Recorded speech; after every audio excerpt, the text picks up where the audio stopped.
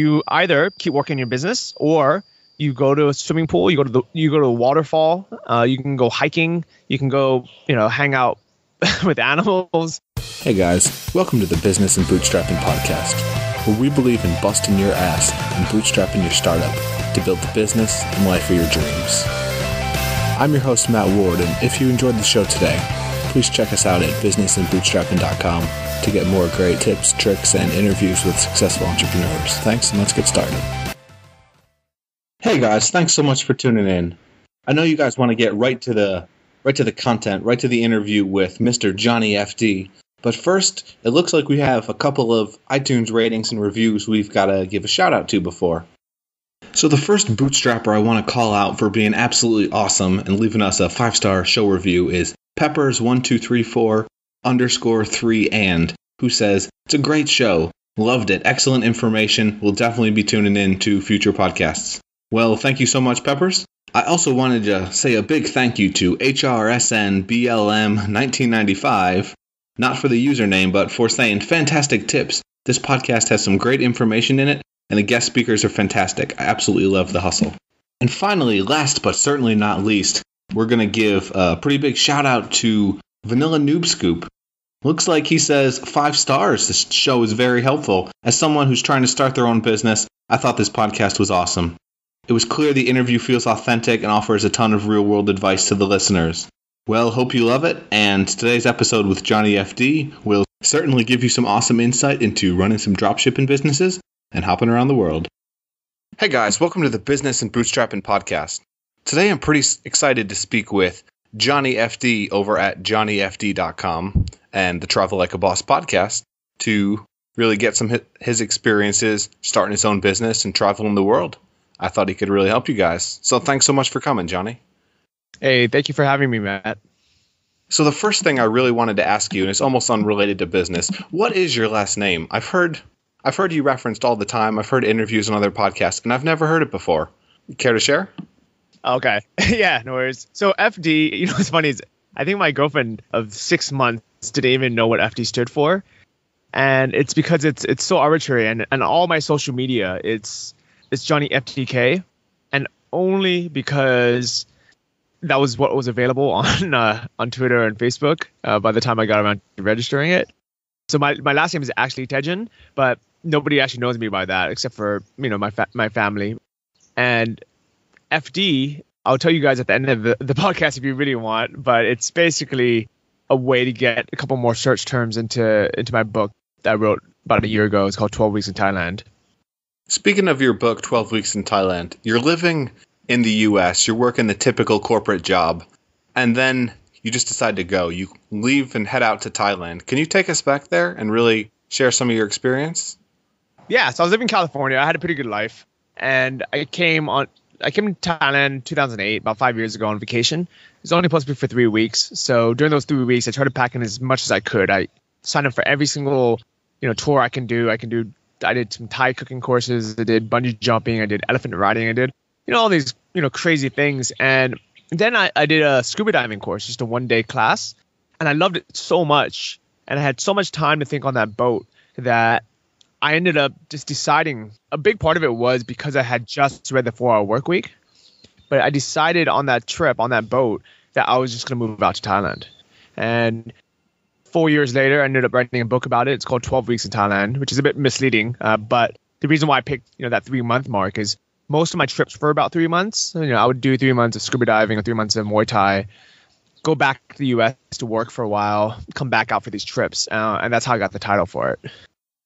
That's pretty awesome. So you make the jump. How do you support yourself when you're living over in Thailand? What do you do, and what can other people considering the expat game do to support themselves abroad?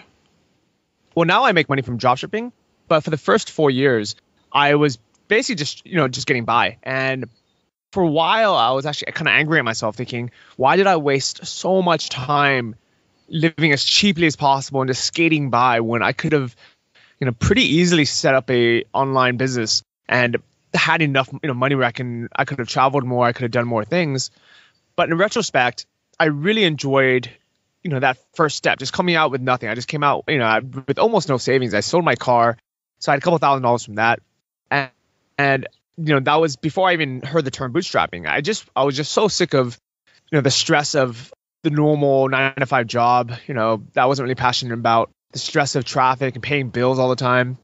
And I just wanted an escape. And I got to scuba dive, almost around the world. I got to do Muay Thai. I got to discover all these passions that I never even knew I had. I mean, I thought that my idea of a great time was, going to a bar on a weekend with friends or going to Vegas. But now I realized, after coming out here and seeing it, that there's literally, unlimited possibilities. And I didn't even know I love these things until I got out here. So to kind of sum that up, I mean, the first thing I ever really made money on was selling that Kindle book. And, even then it wasn't enough to really live out here. It was enough to kind of just scrape by. So I was the master at being able to live for $600 a month and, really kind of skate by and not have any stress, still be able to enjoy life. But it wasn't until I met this guy named Anton from antonmethod.com and took his training course for dropshipping did I realize how to make real money online and now be able to, travel like a boss. That's part of the reason I want to get out to Thailand. There's just so many different experiences, so many things you can do, and it's so great for bootstrapping. What are some of the things that people, let's say they're stuck in the States, they're stuck somewhere else right now, they can't make the jump abroad. What can they take from what you did in Thailand, saving money, conserving as much as possible? How can they use that to help themselves in their own bootstrapping endeavors? I always tell people two things. Either way, set a goal. Set a long-term 6-month or one year goal. And as long as you're working towards that goal and you're making strides towards it, you're fine. You can stay in the US, you can, cancel your Netflix and move into a cheaper place and, and save up money to bootstrap your business.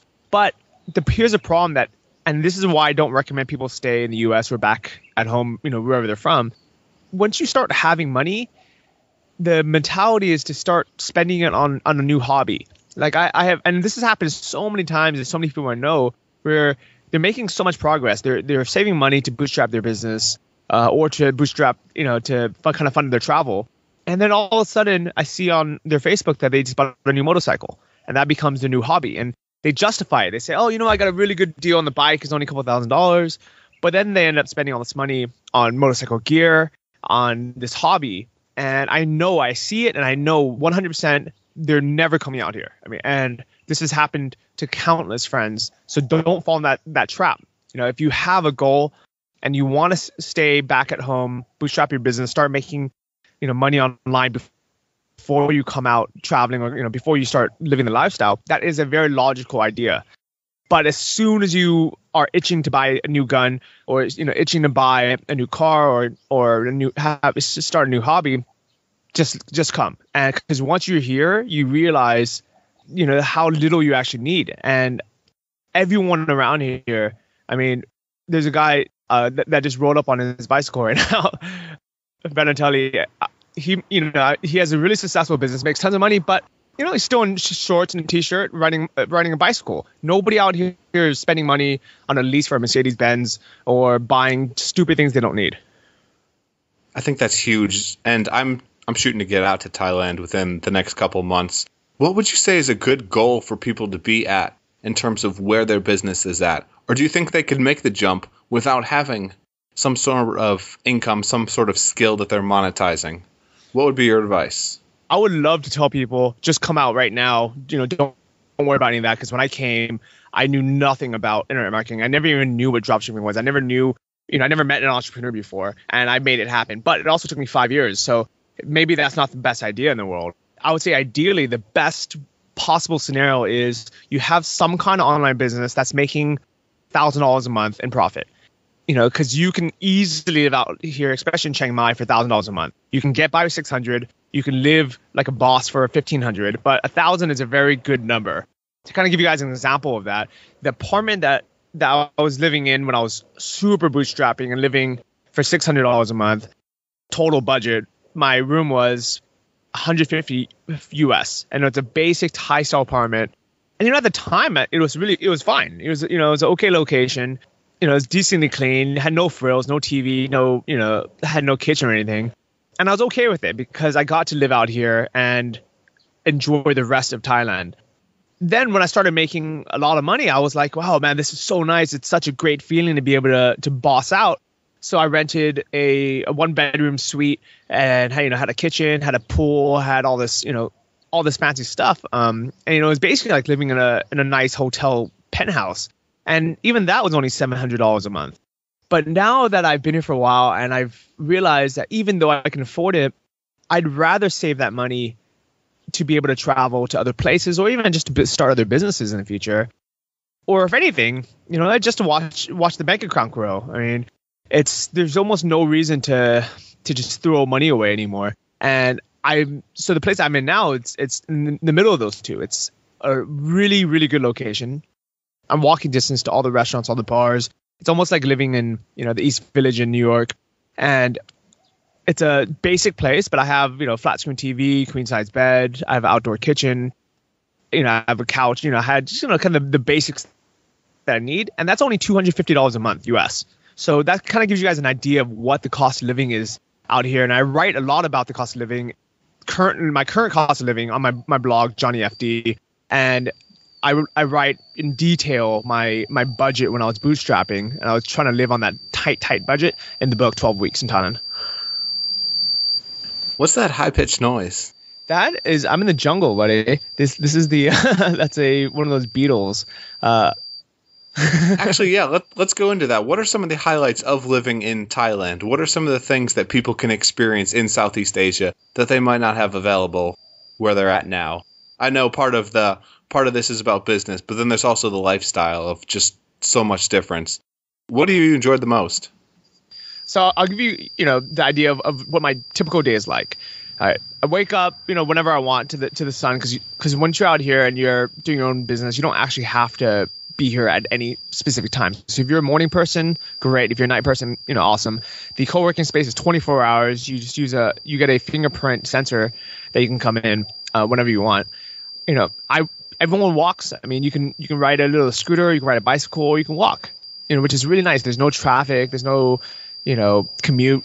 And I'm here at one of the co-working spaces. It's called Pun Space. It's almost like the mecca for digital nomads and entrepreneurs that they at least come here for a month, which is cool because you meet all these different people. I mean, literally behind me right now, there are, entrepreneurs from Australia, from New Zealand, from Canada, from the US, from England.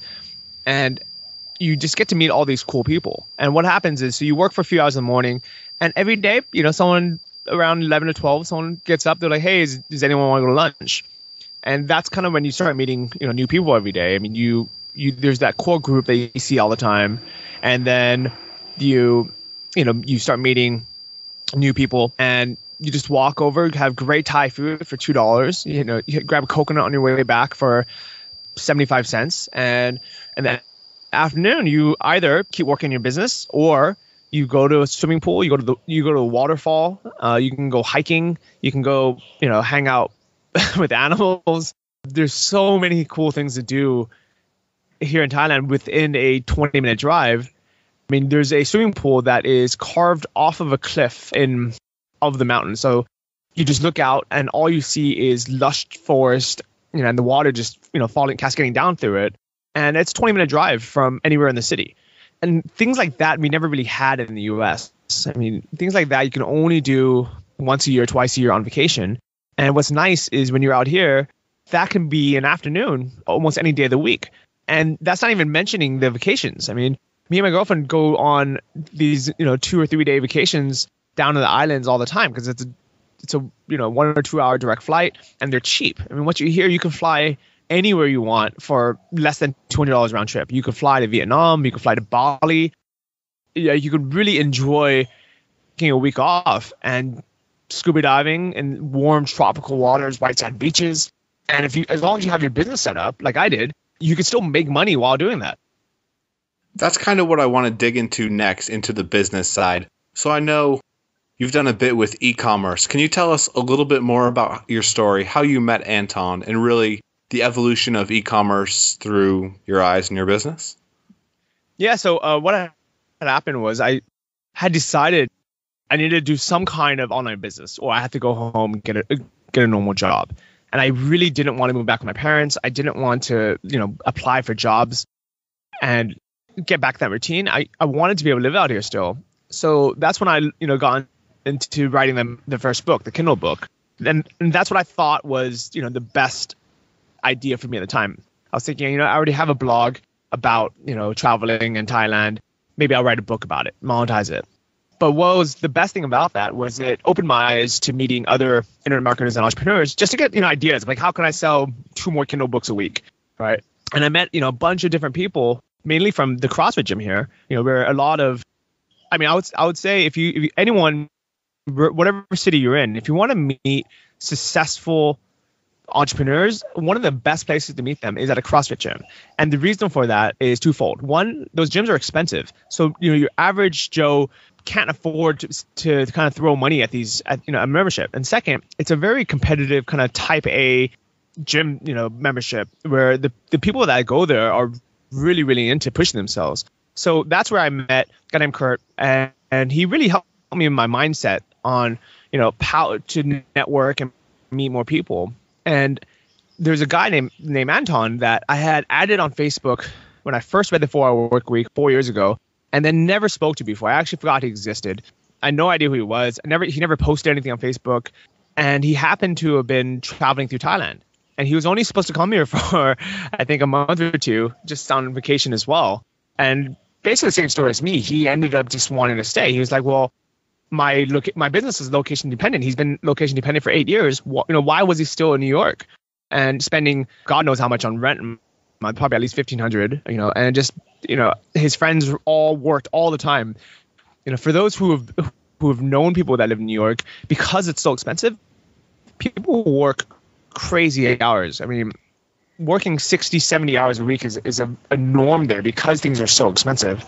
So we met, and I was telling him, about my book, and he mentioned that he does dropshipping stores, and I actually had no idea what it was. It sounded cool, but I actually had to go home and Google it. What is dropshipping? And I found a Wikipedia article of all things that explained it, and I was like, this makes absolute sense. And I saw that he was successful, that he was a genuine guy, and he happened to have a course, and I just decided to follow it. I was just like, I'll put down the money and see what happens. And it took about, I would say exactly 2 months after I started doing the Anton Method course to make my first sale. But as soon as I did, it's been consistent since that. And it's been almost exactly a year. It's been 11 months since that.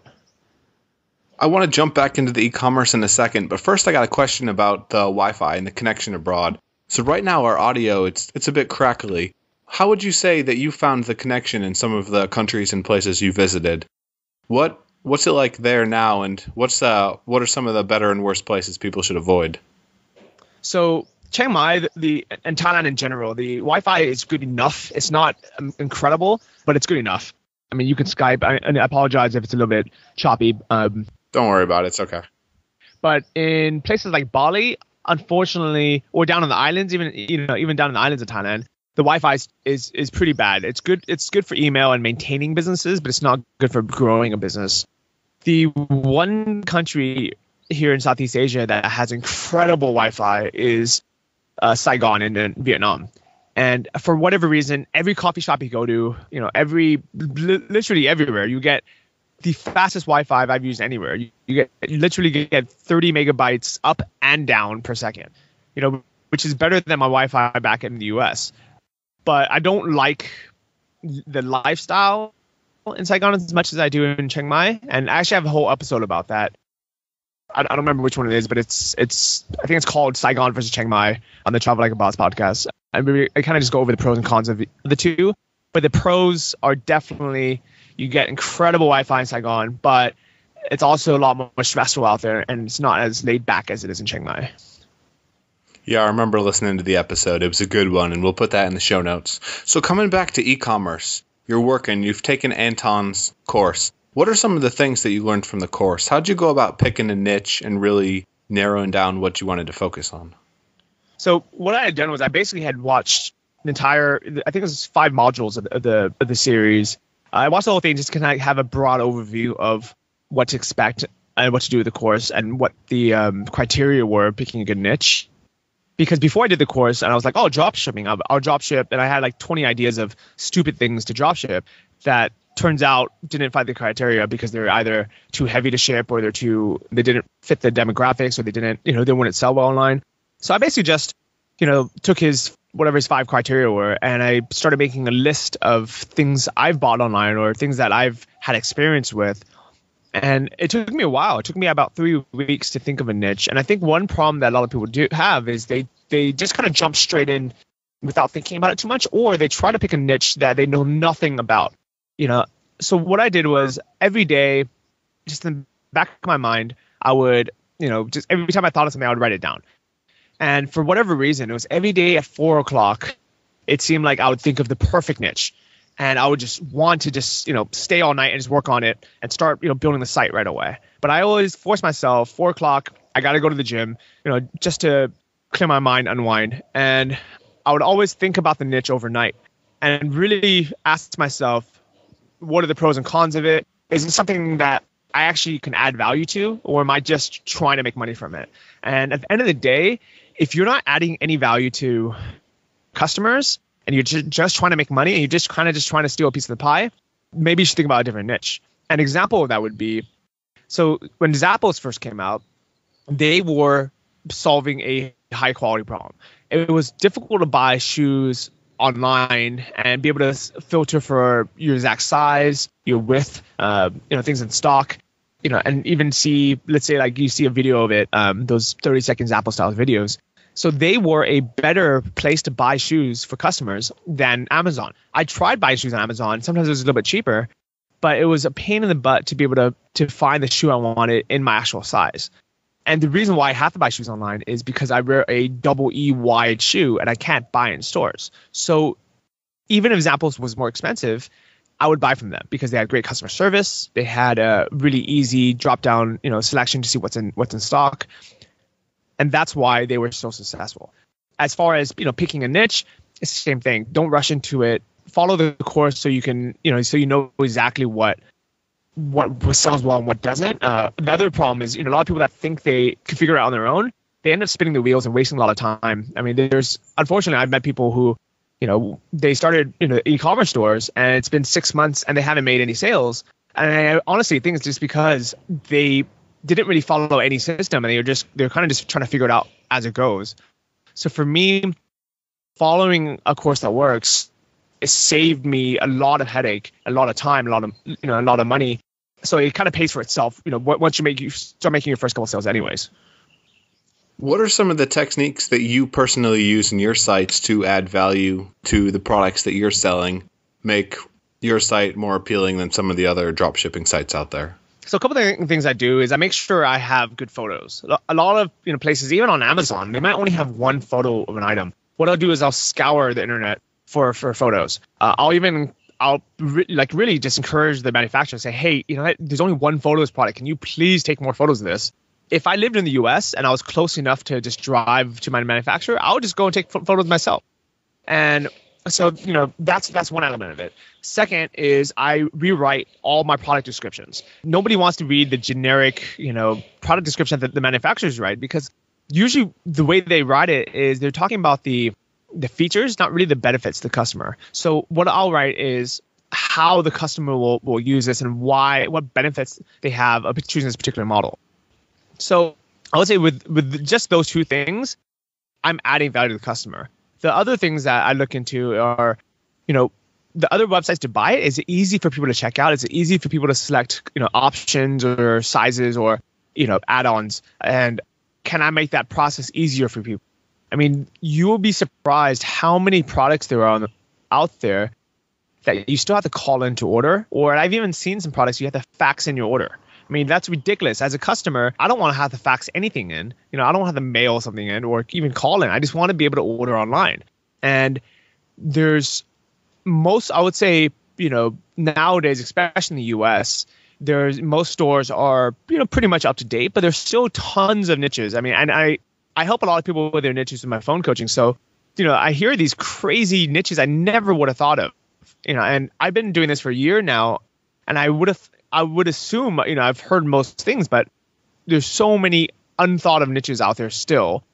And I don't think in 2 years from now there'll be as many, but that's why it's kind of a good time to get in. It's almost kind of like getting in during the gold rush or something. But if you're from another country, if you're not from the US, let's say you're in England or if you're in Australia, this is actually the perfect time to get into some kind of e-commerce business because it's really untapped. I mean, in Australia, for example, Amazon's there, but they don't have a foothold. In the US, a lot of people just go to Amazon. They don't even search the web for products anymore. They just go straight to Amazon. So that makes it a lot more difficult to sell. There are kind of little tips and tricks that Anton teaches on how to get pushed into those customers. But if you live in a place like the UK, or anywhere in Europe really, or places like Australia, you don't have to deal with that yet. And I guarantee you 2 years from now, Amazon's going to have a hold of, or another big company is going to have a hold of those. So it's good to get in early.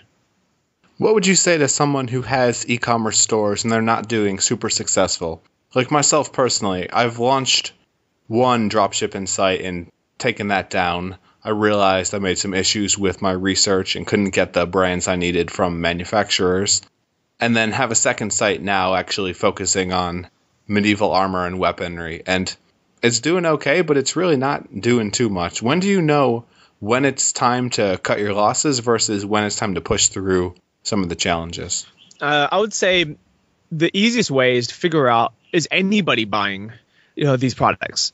If it's one of those things, I mean, I don't know anything about medieval armor, but there's a chance that there's just not that many people buying it online or buying it, in general. So if you're trying to get enough orders to make it worth it, but there's only 10 people in the entire US who buy medieval armor on any given month, then unfortunately it's too small of a market.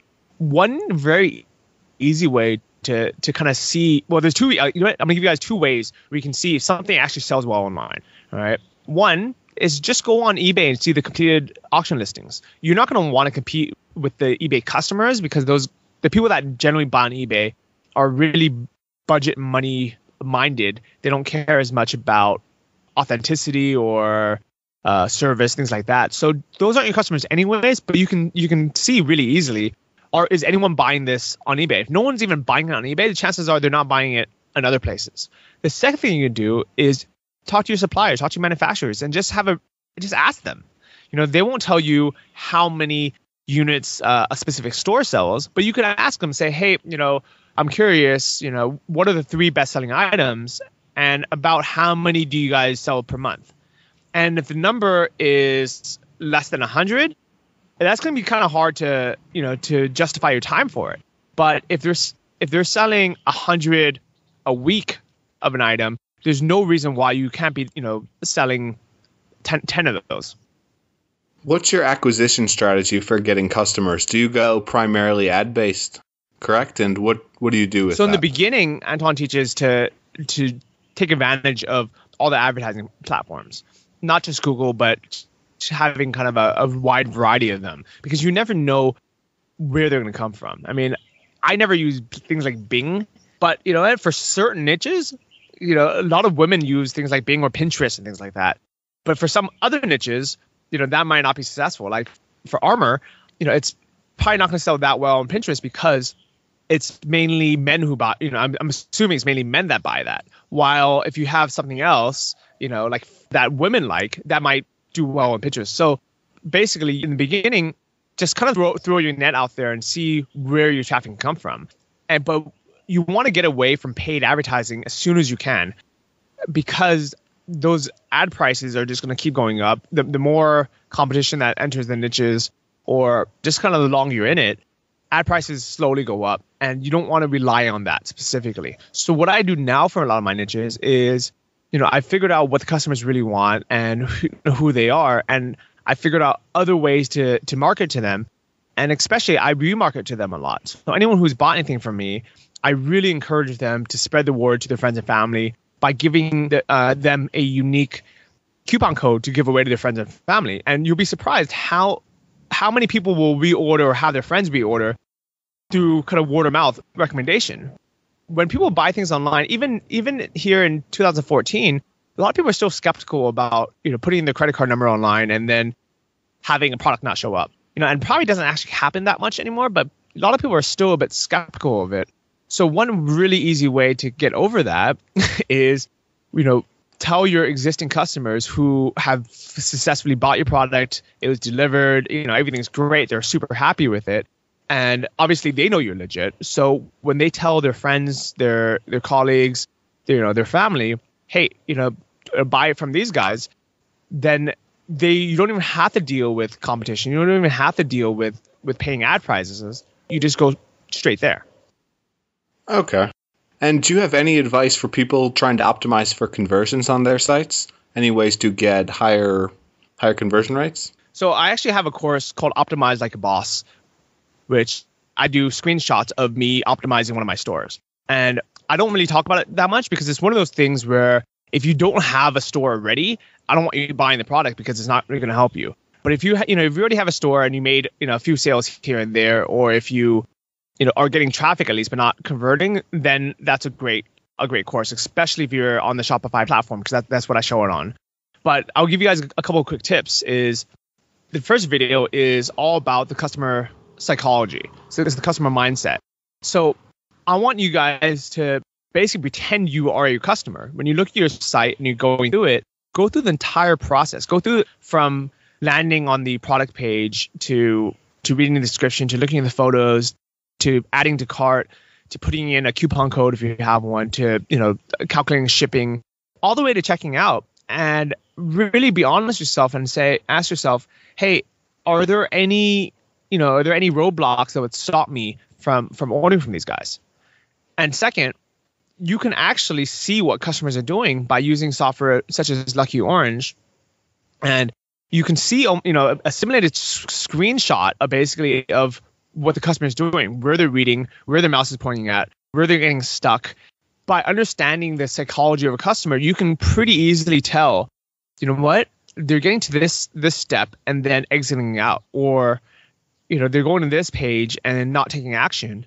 Why is that? Obviously, they're on my site because they want to buy something, but why are they not buying from me? Why are they leaving my site? And really kind of ask yourselves these hard questions. Don't just assume that because you have a site that people will buy from you. Really ask yourself, because people have choice nowadays, and it's not always going to be just about price. It's about the whole customer experience, gaining their trust, providing enough information without overwhelming them, and then letting them know that, hey, we're going to take care of you as a customer. And what I like about dropshipping is, even though I don't have to deal with inventory, I don't have to deal with upfront costs of manufacturing, and I would say it's very similar to selling like a digital product because I don't have to ever see anything. I'm still delivering, or not me, but my manufacturer is delivering a physical product that people get to hold and touch.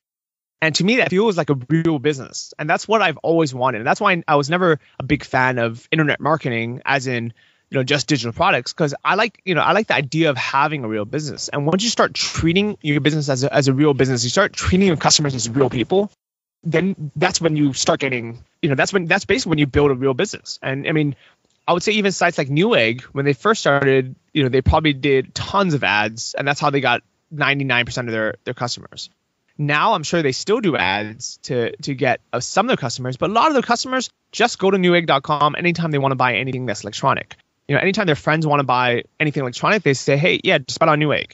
And this is I really believe this is the ultimate goal of anyone owning an e-commerce store, is not thinking in the short run, just trying to game the system. There is kind of a loophole.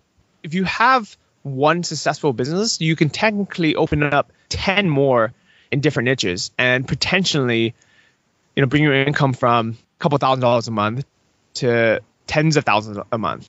The reason why I kind of discourage that a bit is because you're not really focusing on maximizing any one store. You're not really building any one business up to its fullest potential. And that's why I really try to focus on 3 stores at a time. What I'll do is, if a store's not making, then sometimes, you don't always pick a winner.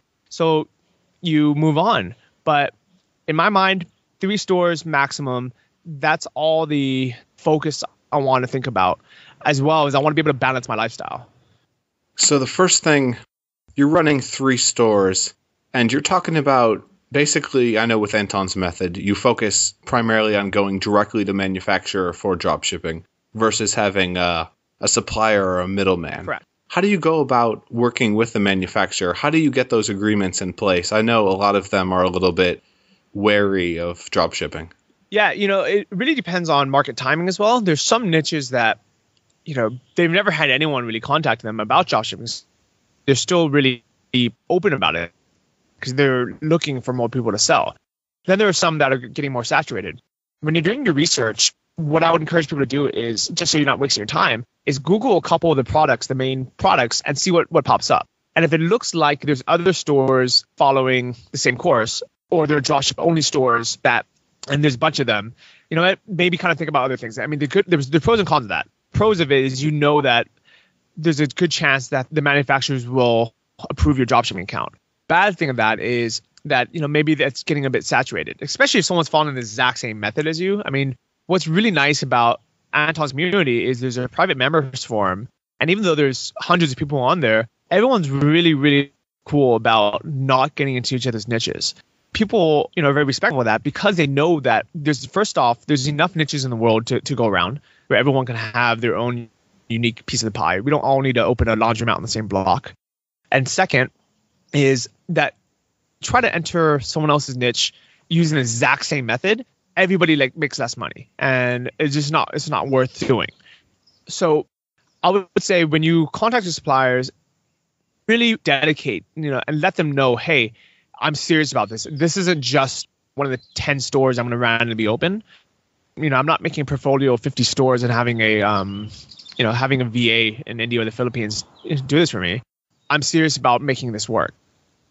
And it's actually almost a good thing where nowadays with so for one of my main niches, the first one I started, it's nice that they're actually not approving any more online only vendors. So they're not approving any more dropship stores.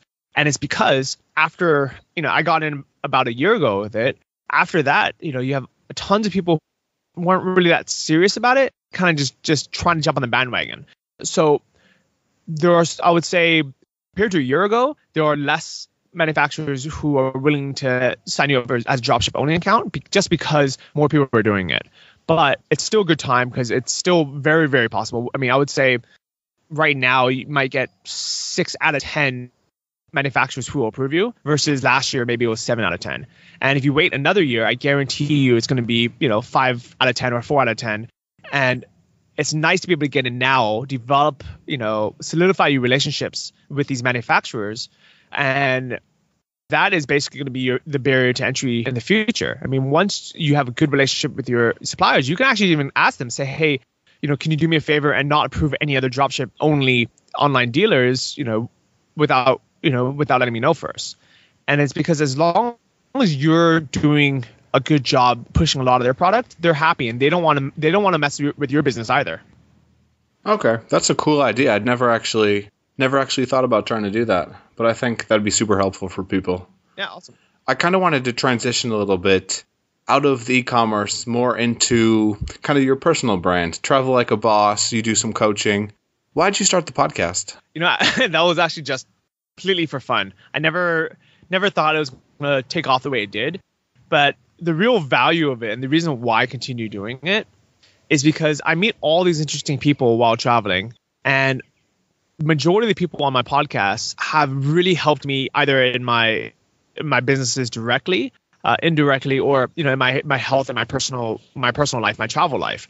And I love being able to sit down with them for an hour, picking their brains and basically motivating and giving people ideas of what is possible. Because honestly, dropshipping is not for everyone. And when I first started making money from it 8 months ago, or whatever it was, I that's what I thought. I was like, every single person should dropship. It worked for me. This is the one thing that everyone should do. Who shouldn't do dropshipping? Like, let's say good example. If you're a doctor or you have some kind of specialized skill, if you're a dentist, if you're a lawyer, there's no reason for you to get into dropshipping because you have a highly specialized skill that you can monetize and turn into an online business without, starting over from scratch. On the podcast, I have couples who were doctors in the US, a couple that was dentists in the US, couples that were, single people who had all these random jobs, and they've become successful turning their businesses online, either by doing Skype consults or training other dentists, or making a book or video training course. And if they were to start in dropshipping, they would basically have to start in the beginning like everyone else. If you don't have any highly specialized skills, you're not a doctor or a lawyer, or you don't have these credentials for it, then I think dropshipping is great because anybody can learn it. Anyone who is willing to put in some effort, follow directions, and anyone that can be okay on the internet. You don't have to be great at the internet. But if you can figure out how to make a header for your Twitter or your Facebook, you can figure out dropshipping. But what I like about the Travel Like a Boss podcast is I get to interview people in all different types of businesses. And some of them do e-commerce, but I would say the majority of them do random other businesses. And it's really inspiring and opens my eyes to other things as well. And even though I make the majority of my money through my dropshipping businesses, I like getting new ideas on new things because it's fun. It challenges your mind, and you got to learn new activities. You can learn new skills, and overall, it's inspiring to see people make it work in whatever industry they are. What are some of the more valuable things you've learned that you'd want to share with some people here on my show? Something, maybe one lesson or the most valuable of your shows that really could resonate with a large group of the audience. Kind of just taking a look right now on all the episode lists. I really, really like, for me, I really like health. And the reason why I'm big into it, and I know it's not directly related to being an entrepreneur or travel. As soon as I really got my health serious, so I started eating the paleo primal bulletproof diet. And the reason why I'm so adamant about getting enough sleep, exercising, being healthy overall is because it's allowed me to have the energy throughout the day to be able to work on my businesses. Instead of having to take a nap in the afternoons or even have to always drink coffee. I drink coffee because I enjoy it, but not necessarily because I need it. And what that allows me to do is it allows me to have 7 hours or 8 hours of really productive time to build my businesses. And in the long run, all the money in the world can't buy you youth, can't buy you health, can't buy you, feeling great in your body. And at the end of the day, that's what this whole thing is about, is being able to be able to retire young and enjoy life. If I wanted to work until I was 65, had a pension, and had enough money to travel, it'd be nice that I could still travel, but I wouldn't be healthy enough or young enough to really enjoy doing the things I want to do now. And as an entrepreneur, especially a location independent one, I think that's the biggest benefit, is being able to travel now while we're still young and we're still healthy and we're still full of energy, and really take advantage of and enjoy all these different countries, all these things that are on offer. Aside from that, one of the episodes that helped me a lot was I got to interview this guy named David McKeegan. He's from Greenback Tax Services. And the way that actually came up was on episode 10, I interviewed Anton, the guy that taught me dropshipping. And he had mentioned on there that he had heard some rumor, and neither of us actually knew if this was true or not. He had heard a rumor that if you're out of the US for more than a year, or more than 330 days out of the year, you don't have to pay income tax on the first $95,000 in income. And prior to that, it never mattered because I never made more than a couple $100s a month from my online businesses. But this was my first year. I knew I was going to be making a lot of money, and I didn't want to have to pay $30,000 in tax. So I had decided, for the next episode, I'm going to interview a guy who, an accountant. And I had happened to have found this Dave McKeegan guy, and he's the owner of a company that specializes in nothing except for expats, people that live abroad with online businesses. So Americans who are somewhere else. So that's episode 11. And I basically just picked his brain about how I can not pay as much tax. And I've saved thousands of dollars this year on income tax just from the episode and using his service. So, to me, that was, out of all the episodes, that has what helped me personally the most. But I think for listeners, I would say it depends on where you are with your business.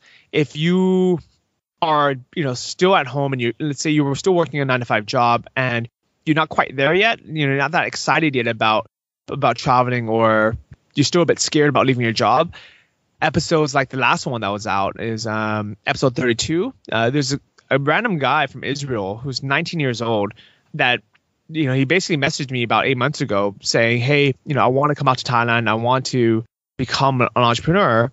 And he asked me a couple questions. And about a week ago, he showed up in Chiang Mai. And he was like, hey, I'm here. Can we go to lunch? And that was very inspiring. And what that did was that inspired friends and viewers back home who have some kind of online business, but they're still working their normal job because they're scared to leave it. It inspires them to think, if this 19-year-old kid can do it, why can't I? So immediately after that episode was aired, a buddy of mine who I had met a few years ago named Ben Finnegan, he messaged me on Facebook and he said, and I haven't heard from this guy in like 8 months, and he messaged me saying, hey, I'm quitting my job, I'm selling my car, I'm moving to Thailand. And the backstory of that is Ben signed up for Anton's course about 7 or 8 months ago, and then I never really heard from him. And he wasn't making enough where he can just, quit his job and start enjoying life, but he was making about $1,000 a month in profit. And he basically emailed me saying, hey, you know what? I really think that if I didn't have this 9-to-5 job, if I wasn't working 50 hours a week on my other job, I can just dedicate my time to scaling this up and I can easily make 5K. And what better way to do it than basically live in Chiang Mai and start enjoying life now. So he's coming out here in the end of the month. And what's awesome, and this is what I think is the best scenario for anyone wanting to travel and come out here, be location dependent, is start some kind of business where you're making at least 600 at the very minimum, but I would say 1,000 would be a great target. Make 1,000 a month and just move out here. That way you can free up your time and your mental energy to grow your business. Because now when Ben comes out, he'll have $1,000 a month in passive, semi-passive income, and that's enough to live out here easily. So he can basically stay out here as long as he wants. He can even take a couple months to just enjoy Thailand before he starts, really sitting down and growing his business. He can, start scuba diving, start going, hiking, start doing, whatever he wants. But as soon as he feels like, okay, now I want to scale the business, he can just dedicate his time to really growing it. That's really what I'm shooting for right now. I've got the e-commerce site, which isn't doing much. That's doing about $100 a month profit. It's terrible. I'm trying to build out this podcast. I don't really have any products associated with that. And then I have an about page service. I'm kind of helping companies and businesses to create better branding and to better connect with their customers. So I'm trying to kind of build something along those lines. What would you recommend for someone that doesn't have something like myself to get out there as fast as they can? You know what? You do have something, and here's what you have. And a lot of people don't really give themselves enough credit is the fact that you're making $100 a month on profit online from e-commerce stores proves the concept. It proves not only to the world, but it proves to yourself, hey, I can make money online. And once you make that first $100, you become an entrepreneur. So you are now an entrepreneur. It'd be nice to scale that up to 1,000 or to 10,000. But the fact is, it works now. And there's two options for that. You can either scale that existing business and try to get more sales from that, increase the profit, increase sales, or use all the knowledge that you've learned building that store and just start another one in another niche. I would absolutely go that route and just set yourself a goal. I mean, it depends on how happy you are back home. So where do you live now? Right now, I actually just graduated college, so right now I'm at home. Okay. And so if you're happy in that situation, then I would say, take your time and maybe set a bigger goal. Say $1,000 a month, I'm going to come out. But if you're not, happy, not waking up every day thinking, this is such a good life, I don't mind it here. It's great. I would do the bare minimum possible, which is $600 a month. I would basically put my head down for the next 6 months aside from getting a little bit of exercise every day, just kind of keep yourself, not alive, but keep yourself energetic. I would just stop going out, stop going to bars, stop spending money on stupid stuff, and put your head down, save up $5,000. That's the bare minimum, all right? And bring your income to $600 a month, and then just come out straight away. I like it. I think that's a good idea, and I'm definitely ready to jump. So I'm going a lot more on that route. I've been trying to put my head down on that. The podcast takes up a lot of time, but that's okay. Even though the podcast takes time, it's time that it's inspirational time. I mean, for the reason why I do my podcast is it encourages me to really live life week by week, where every week I'm like, you know what? I need to enjoy and grow every week, either in my business or in travel or something. I need to have something interesting every week that's going on, or my podcast is going to be boring. So it almost encourages me to travel more, to do more fun things, to do more cool things, to go out and meet more entrepreneurs and, for potential guests. And that has increased my knowledge of internet marketing. And a lot of people don't realize this. I never knew that much about internet marketing. I never even had an iPhone until about a year and a half ago. I never had Twitter until recently. I just started Instagram about a month ago. So I'm not, and I don't know anything about programming. I'm not a computer guru at all. I'm actually pretty slow on technology compared to the average person. But because because of this podcast, I've gotten to meet people much smarter than me and basically get ideas from them. And so that's why I think it's really cool that you have a podcast. Oh yeah, it's perfect for networking. You get to meet amazing people and really learn their stories. And I think I've got one more question for you, Johnny. You've been super helpful to my audience, and I'm sure they're going to want to reach out to you and thank you, interact with you, and hopefully listen to your podcast as well. And my question would be, if you just had one piece of advice for people starting out, it can be anything you want related to whatever the hell you want, what would your piece of advice be? Write down your goals.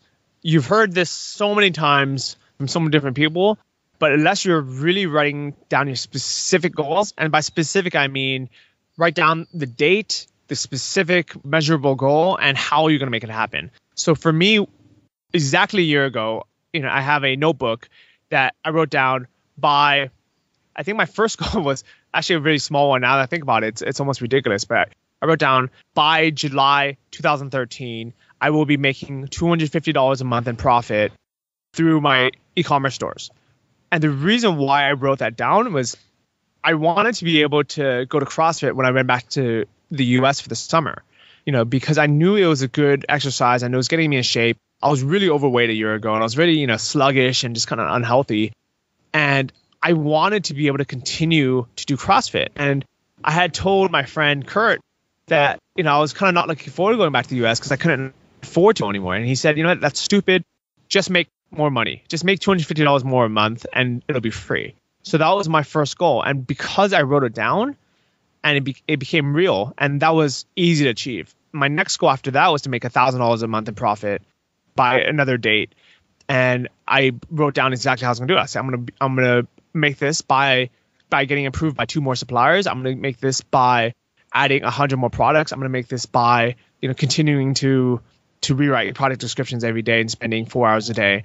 And I've now hit every single one of those goals because I wrote it down and became real. So to the listeners, write down your goals physically write it down on a pen and paper, put the exact date that you want it by, the measurable goal, and exactly how you're going to do it. If you guys need inspiration, go back in my blog a year and you'll see, or what, if you want, read the book and you'll see how cheap I was. I mean, literally I was broke because I was trying to live on the smallest budget in the world. I have YouTube videos of my apartment tours, and they were these $150 a month apartments.